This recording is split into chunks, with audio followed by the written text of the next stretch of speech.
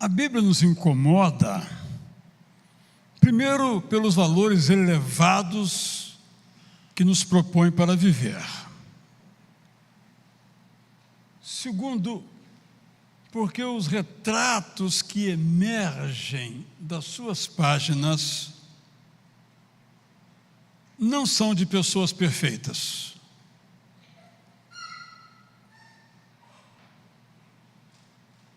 Exceto Jesus, nenhuma personagem da Bíblia, nem o apóstolo Paulo, é apresentada como perfeita. Nenhuma família da Bíblia, nem a de Jesus, é apresentada como perfeita. E algumas histórias são perturbadoras. E algumas delas estão no livro de Juízes, que, quando lemos recentemente nossa jornada, alguém perguntou, por que esse livro está na Bíblia?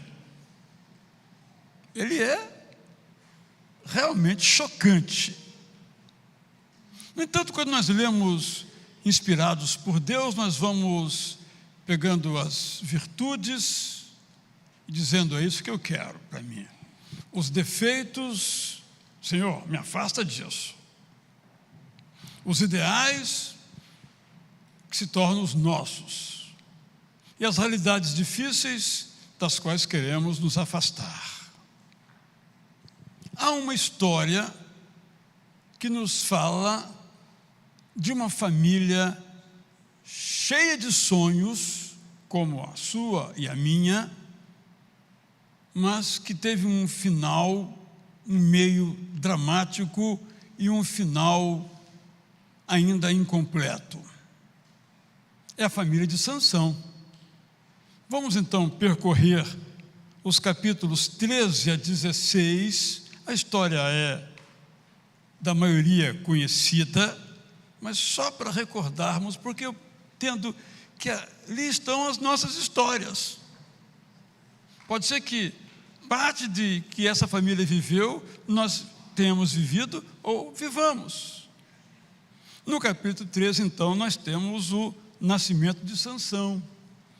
E diz a história, então, que a mulher de Manoá, o futuro pai de Sansão, era estéril.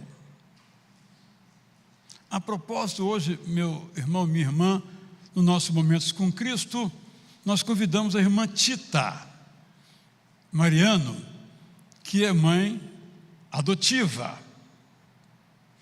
E ela começou a mostrar como na Bíblia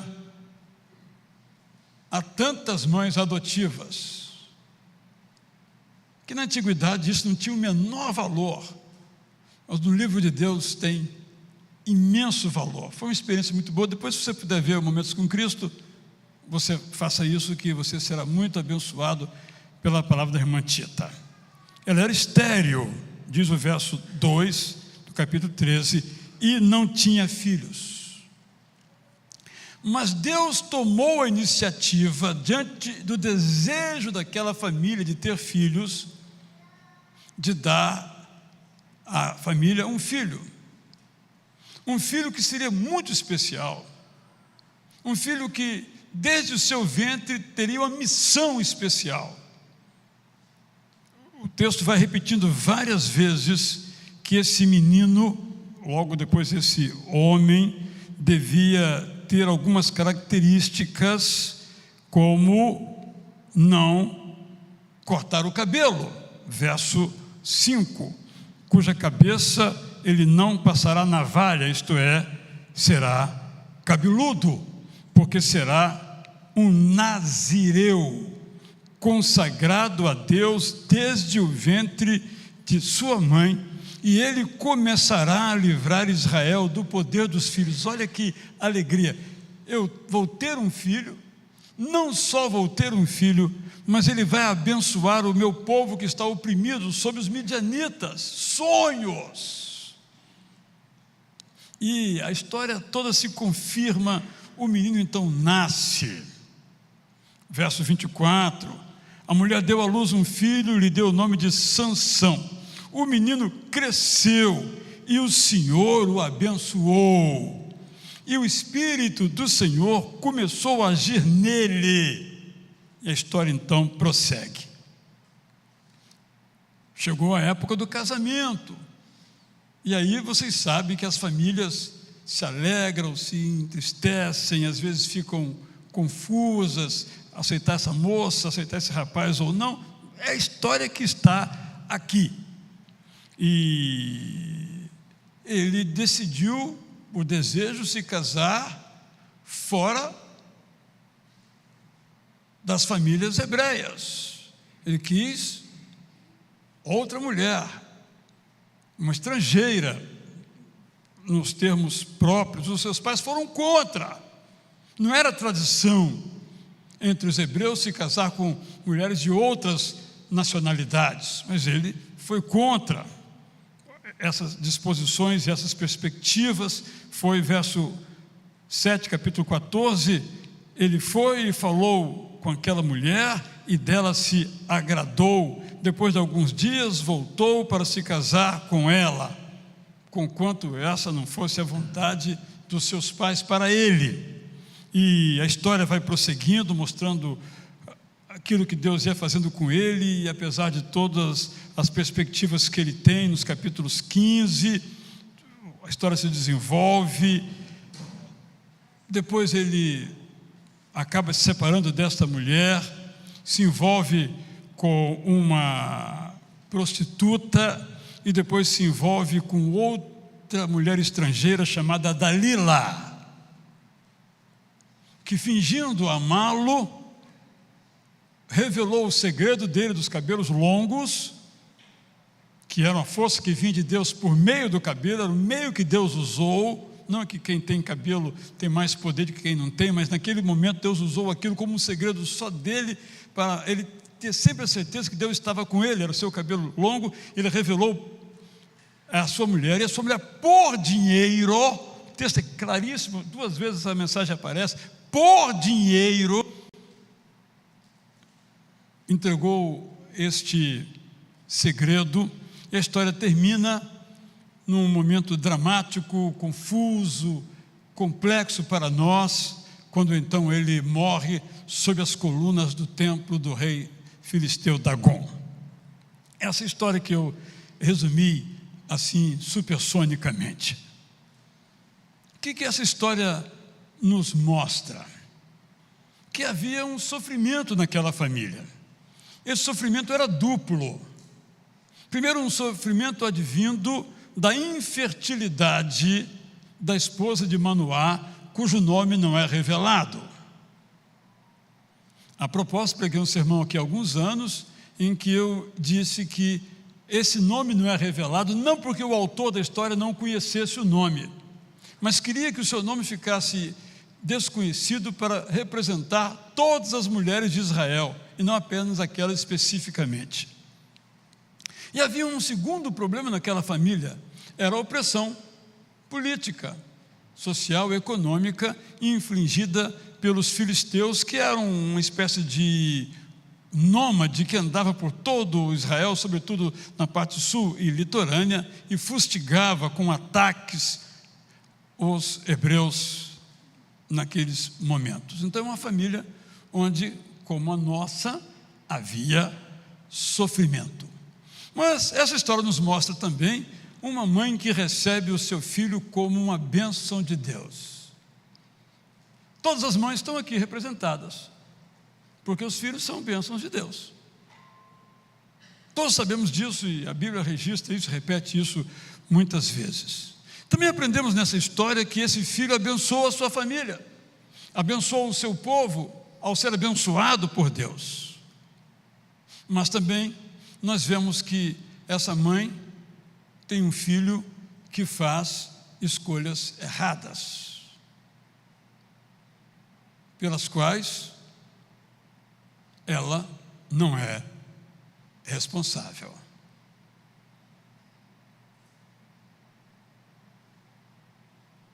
Filho, a gente sabe, não é um somatório de ingredientes que pomos num liquidificador para gerar a vitamina que nós gostamos. Filho é gente que toma decisões como nós tomamos na adolescência, na juventude, às vezes corretamente, às vezes equivocadamente. Uma mãe, portanto, não é responsável pelas escolhas erradas dos seus filhos. Pode ser, em alguns casos, que tenha falhado, mas mesmo mães que falharam, os seus filhos fizeram escolhas certas. Alguém disse certa vez, um famoso psicólogo, disse que se nós dessemos a ele uma oportunidade, deixássemos o nosso filho com ele, ele faria desse filho um herói ou um bandido, um grande ou pequeno. Eu não creio nisso de jeito nenhum. Por quê? As pessoas tomam decisões. Às vezes tomam decisões contra os valores que aprenderam e tomam decisões contra valores nas quais acreditam. Acreditam em alguns valores, mas tomam decisões contrárias a esses valores por razões as mais diversas. É muito comum quando você aconselha alguém e esse alguém lhe dizer: eu sei que eu estou errado, mas é isso que eu quero. Digo isso, irmãs, irmãos, porque às vezes nós somos, desculpe o termo que eu vou usar aqui, que ninguém se ofenda comigo, muito behaviorista, achando que todo comportamento é ensinado de tal modo que A produza B. Nem sempre, talvez quase sempre, mas nem sempre. Esse é o caso aqui. Não há uma marca na família de Manoá e sua esposa que diz o seguinte: bem, Sansão agiu assim porque a sua família falhou. Não tem isso. Vemos também aqui nessa história que essa mãe e esse pai não desistiram dos seus filhos. No caso específico de Sansão, aconselhando-o, mas ele rejeitou. Mas eu gostaria de ainda sugerir, claro que o capítulo final dessa história, que é o capítulo 16, é bastante complexo, já pregamos sobre isso daqui, já houve uma conferência aqui nessa igreja um dia sobre esse tema, quando então ele, alvo do deboche, do desprezo, do desdém dos filisteus, toma uma decisão de, verso 29, capítulo 16, Sansão clamou ao Senhor.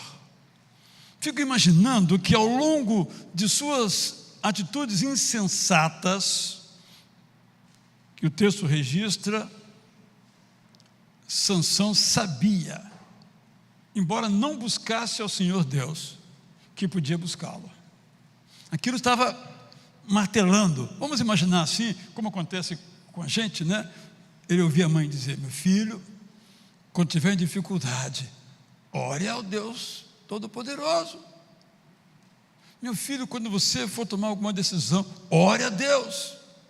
E ele seguiu a sua vida, esqueceu a sua mãe, mas no momento final de sua jornada, ele clamou ao Senhor e disse, 16, 28 que estou lendo: Senhor Deus, peço-te que te lembres de mim, dá-me força só mais esta vez, porque ele tinha perdido, porque revelou o seu segredo, para que eu me vingue dos filisteus que furaram os meus olhos.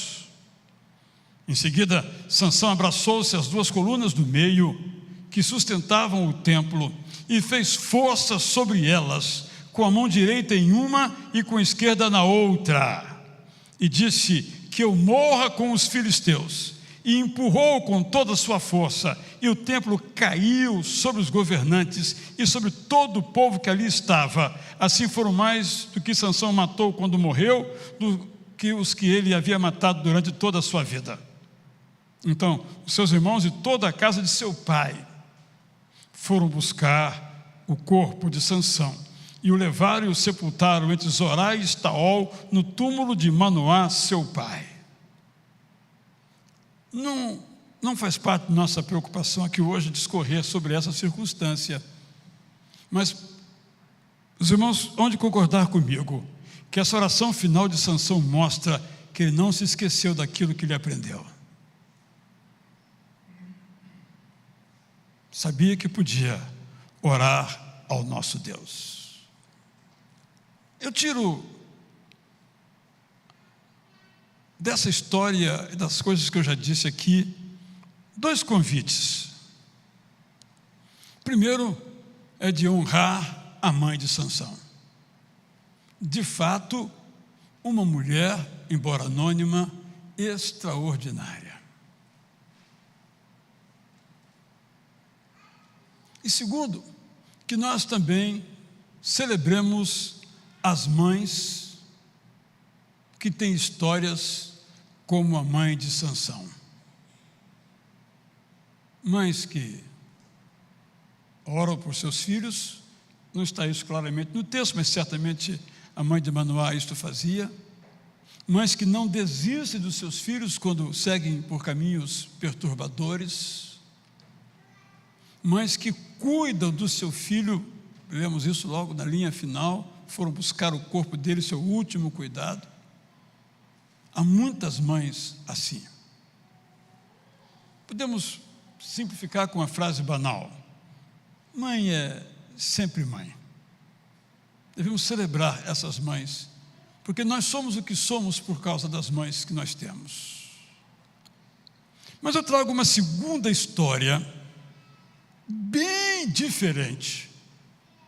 Se é verdade que esse é um retrato de muitas famílias, se é verdade que alguns de nós talvez tenhamos passado por circunstâncias como estas, mas nós temos uma outra história. Agora, então, quero recomendar que você abra a sua Bíblia no livro de 1 Samuel, história que você conhece também bastante.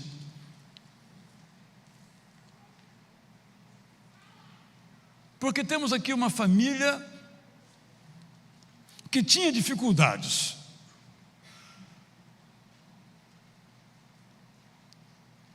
E, novamente, a dificuldade aqui é a infertilidade. Que no passado não havia recursos para tratamento. E no passado, uma mãe sem filhos, uma mulher sem filhos, não era ninguém. Era assim no passado. E Ana era infértil. Num contexto num contexto poligâmico, como ela era naquele tempo, a sua rival, a outra esposa do seu marido, parece que era mais abençoada por Deus. Porque se filhos são bênção de Deus, essa mulher tinha. E se filhos são bênção de Deus e Ana não tinha, Deus amaldiçoava essa mulher. A conclusão era lógica. Então não era só a infertilidade, era o castigo de Deus, a maldição de Deus, era a concepção de então. A família de Ana tinha dificuldades. Além da infertilidade, tinha disfuncionalidades, sobretudo o ciúme. Estava combinado, a poligamia era combinada, mas o modelo errado, mas é assim que funcionava, e dentro desse modelo não podia haver ciúme, mas mostrando que o modelo não funciona, em lugar nenhum no mundo nunca funcionou. Nesse caso, nós temos essa grande dificuldade de um ciúme que levava inclusive a outra a dizer: eu sou abençoada, você é amaldiçoada. Você não tem filho, você não é nada, Ana. Então era uma família com muitas dificuldades. Mas vemos também que essa é uma família que se dedicava à devoção. Vou ler então o início do capítulo 1 de 1º livro de Samuel. Houve um homem de Ramataim, Zofim, da região montanhosa de Efraim, cujo nome era Eucana, filho de Jeroão, filho de Eliú, filho de Tou, filho de Zuf, efraimita, isto é, da tribo de Efraim. Eucana tinha duas mulheres, uma se chamava Ana e outra se chamava Penina. Penina tinha filhos, Ana, porém, não tinha.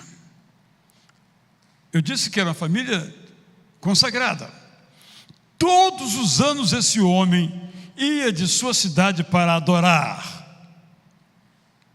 e sacrificar ao Senhor dos Exércitos em Siló, onde Hofni e Finéias, os filhos de Eli, eram sacerdotes do Senhor. Num desses dias, porque iam comumente, em que Eucana oferecia o seu sacrifício, ele dava porções deste a Penina, sua mulher, e a todos os seus filhos e filhas.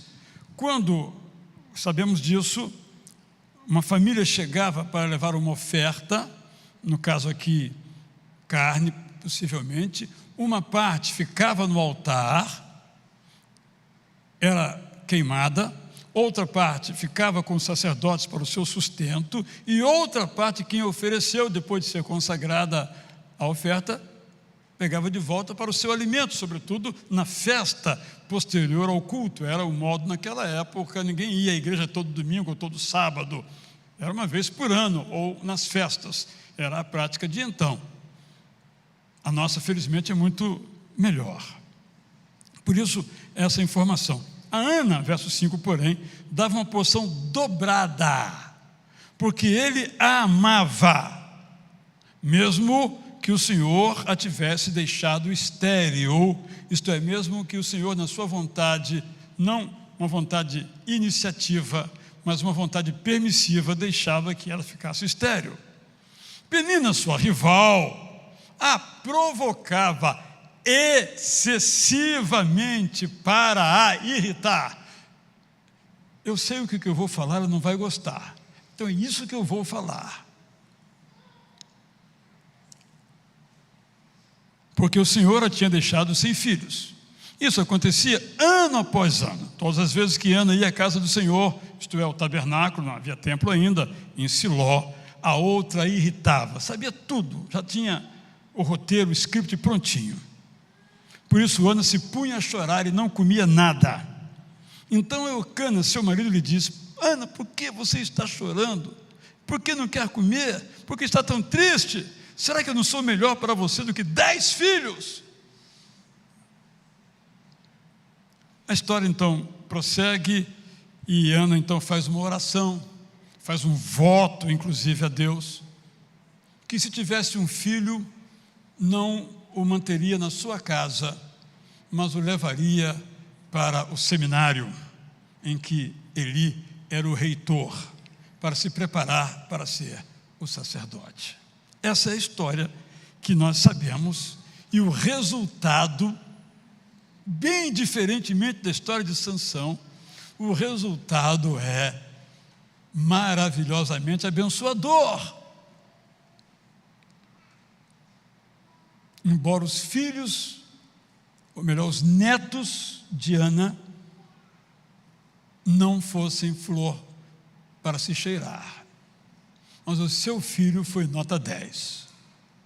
É muito interessante quando Samuel se despede, ele diz assim: eu desafio vocês, se tiverem alguma coisa contra mim, pode vasculhar minha vida toda, se houver alguma coisa contra mim, vem e mostra. E ninguém ousou, porque era uma pessoa reta, uma pessoa digna, uma pessoa santa, realmente consagrada, não da boca para fora, mas todo o seu interior.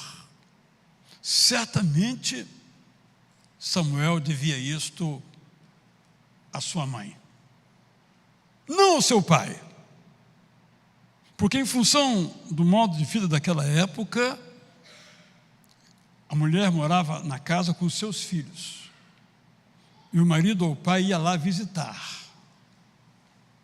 pouca participação na formação, uma das tragédias da poligamia, em qualquer tempo, da sua mãe, não só por todas essas atitudes narradas, bem como aquelas não narradas, algumas aqui presentes no texto, que eu não mencionei, mas que nós conhecemos bem a história, desafio você, convida você a fazer. Tudo isso nos mostra que Samuel devia muito à dedicação da sua mãe antes de ele nascer, durante o seu nascimento e ao longo de sua vida. Ana, portanto, é o protótipo, o padrão, o exemplo de toda mulher que deseja um filho e intensamente ora para o ter. Ela orava tão intensamente que Eli, sacerdote do Deus Altíssimo, mas um ignorante completo, não percebeu que ela orava, achava que ela estava profanando o templo, embriagada, o tabernáculo, embriagada, quando ela apenas disse: "Ô sacerdote, ô pastor Eli, eu estava orando. Por isso o senhor não ouvia a minha voz, porque eu orava em silêncio, só via meus lábios se movendo. Estou orando, pastor." O insensível do Eli, em lugar talvez se aproximar um pouco mais, já julgou segundo os estereótipos. Ana é um exemplo para todas as mulheres que desejam ter um filho e intensamente oram ao Senhor até cair no ridículo. Lembra aquele irmão aqui na igreja que todo culto faz os mesmos pedidos? Lá vem aquele irmão, lá vem aquela irmã com os mesmos pedidos. Ainda bem, continue assim. Se você é assim, meu irmão, minha irmã, não pare de pedir. Mesmo que achem você chato, ridículo, repetitivo, está precisando.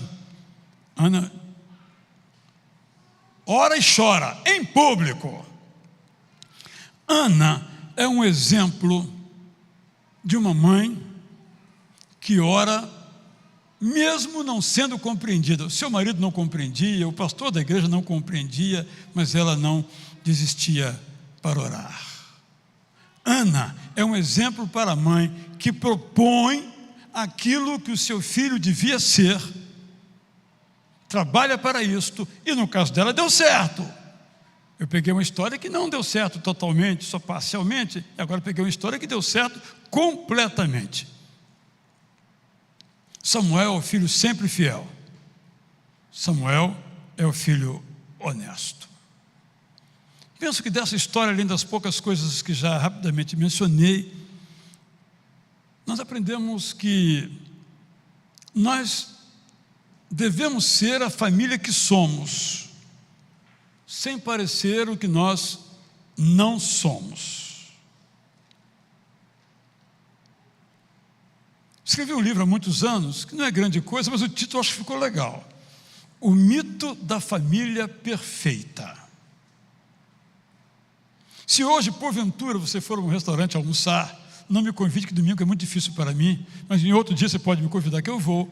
Você vai pedir um prato. Enquanto você espera o prato, chega o prato da mesa vizinha. Automaticamente, por que eu não pedi esse prato? O prato da família vizinha, da mesa vizinha, o convidado vizinho, é mais saboroso do que o nosso. Bom, pelo menos foi mais rápido, né? É sempre assim. Esse título do livro eu parodiei a ideia do mito da grama mais verde. A gente sabe o que é isso. A casa do vizinho, a pintura do vizinho, aquela bicicleta no jardim, aquele regador de plantas. Pô, minha casa não tem nada disso. Essa ideia. Eu estou dizendo isso, meus irmãos, porque nós somos muito bons em parecer o que nós não somos. Estou falando de mim, estou falando dos irmãos, de todos nós. Isso não quer dizer que nós não devamos buscar a família que queremos ser. E aqui eu quero dizer, pastor Roberto, o seguinte: a sua família, está aqui a Josinete, errei o nome, né? Acontece, né, Josimere? Agora acertei, Josimere. Ele chama de Mary. Está aqui a Mary, está o Roberto. A sua família não é perfeita. Nem a família da doutora Yara, hoje está aqui com a filhinha é força de expressão, não é verdade? A mãe, né? Com o genro, olha que coisa linda. Eu queria ter uma família assim, não é verdade? Também não é perfeita.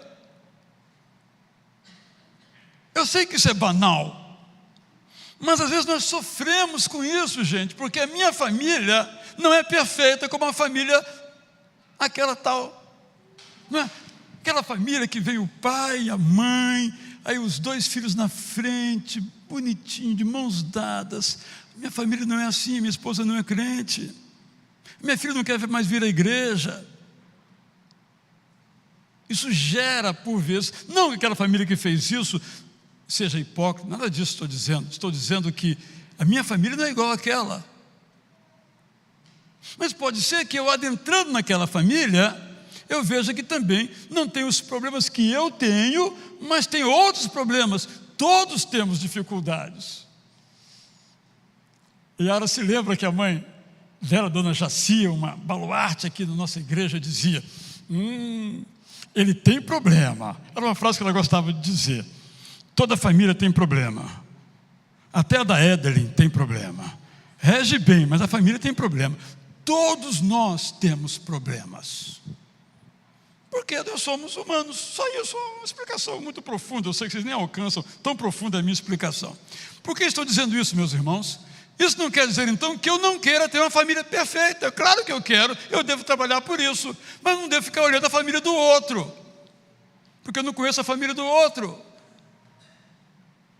Não é? Aí quando você conhece, vocês também discutem, é? Por exemplo, seu filho também desobedece, é? Então eu estou dizendo que, por isso o livro de Juízes é importante, que o livro de Juízes mostra a vida como ela é. Mas é claro que o padrão bíblico não é para a vida ser como ela é, mas como ela pode ser. E toda a Bíblia vai nos ensinar como a nossa família pode ser. Então o fato de nossa família ter problemas como a de Sansão e a de Eucana e Ana, esses 2 recortes desse momento, nos convida a dizer: isso eu quero, isso eu não quero para a minha família. Mas aquele que aqui está aqui, e o seu filho não está aqui, porque não quer estar aqui, você não é único, tem muitas pessoas na mesma situação.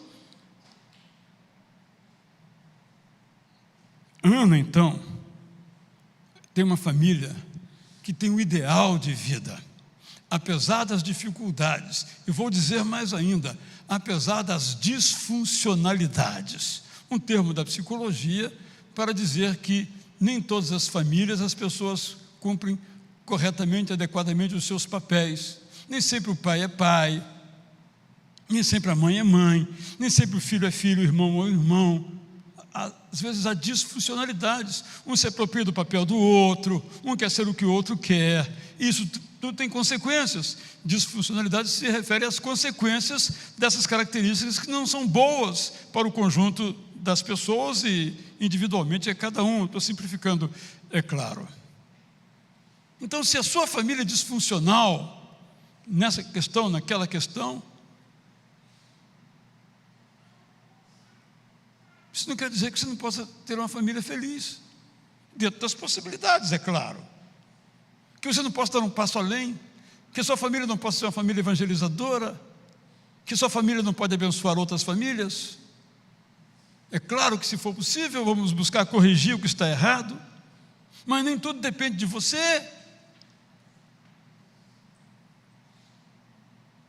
Digamos que na sua família tem uma pessoa, membro da família, que é excessivamente egoísta. Egoístas nós todos somos, mas excessivamente egoísta.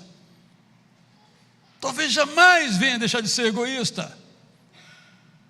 Você lida com isso, aprende a lidar com isso e segue com a sua vida. Não fique imaginando quando a minha família for perfeita, que talvez isso jamais venha a acontecer. Aprendemos com a história de Ana também o valor da oração pela família. Aqui, você já sabe tudo a esse respeito. Eu tenho certeza que não há nenhuma pessoa aqui ou em casa que não ore por sua família. Sabe por que ora? Porque sempre tem problema. É alguém que vai viajar, alguém que está doente, alguém que está desempregado, alguém que vai casar. Toda a família tem isso, a menos que você não se importe, o que não é possível que você se importe. Então a gente sempre ora. Não é possível que haja aqui alguém que não ore por sua família. Agora, vamos fazer dessa oração pela família um projeto, algo organizado, algo sistemático, algo intenso, em lágrimas se for o caso. Vamos confiar que Deus é aquele que pode transformar a nossa família. Não uma oração burocrática, mas uma oração profunda de entrega, de consagração, de dedicação da família. Eu quero dizer mais uma coisinha que aprendi com a história de Ana, mais de Ana do que de Eucana, para ser muito franco, é que nós devemos fazer tudo o que nós pudermos para manter a unidade da família, mesmo na dificuldade.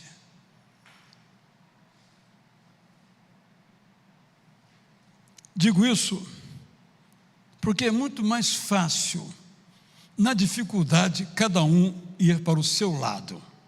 Me refiro a filhos, me refiro a cônjuges. Mas as dificuldades sempre estarão conosco. E é nossa missão manter essa unidade. Por isso, gente, eu já tenho uma filha bem adulta. Claro que não vou revelar a idade dela, porque senão a unidade da família seria totalmente destroçada. Esse é um segredo que eu tenho que guardar. Já basta não poder esconder a idade da minha esposa, né?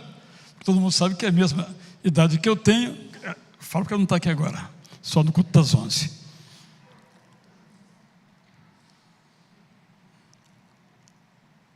Curta a sua família agora. Tem criança pequena? Desculpa a frase que eu vou usar. Deite e role com ela. Que pode ser, mais adiante, você não vai conseguir deitar e rolar. Quando cheguei aqui, estava ali a Flávia e a sua filha, tirando uma fotografia naquele quadrinho assim, né? Aquele quadrinho de família feliz. Claro que eu brinquei, eu não consigo não brincar, às vezes me cedo até. Mas é isso mesmo, Flávia. É agora, porque depois ela vai achar isso ridículo. Faz agora. Passeie agora, gente. Vá na Quinta Boa Vista agora, porque depois não vai querer mais. Tem gente aqui, vocês sabem disso, eu preciso parar, porque temos ainda algo mais a fazer. Compra uma casa de campo ou de praia. Você sabe que essa casa de campo ou de praia tem prazo de validade. Que quando seu filho chegar a uma certa idade, ele não vai querer ir mais. Aí você vai vender aquela casa. Mas, gente, quando ele foi bom demais. Isso vai ficar guardado para sempre na vida. Então, procure esses momentos, porque essas memórias serão instrumentos de Deus para manter a sua família unida.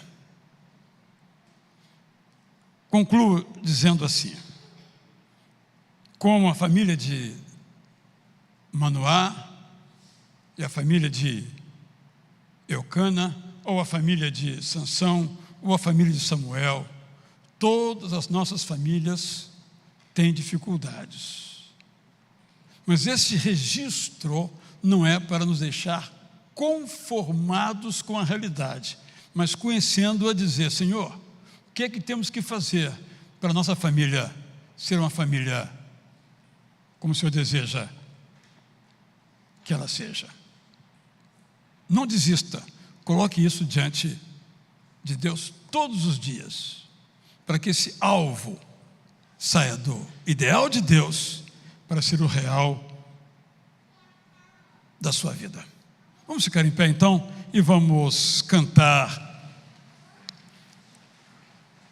uma celebração que é um convite para que vivamos de um modo tal que nós abençoemos as nossas famílias. Não apenas sejamos abençoados, mas que nós abençoemos as nossas famílias e nossas famílias abençoem o mundo. Deus não disse a Abraão: Abraão, se tu uma bênção, é para mim.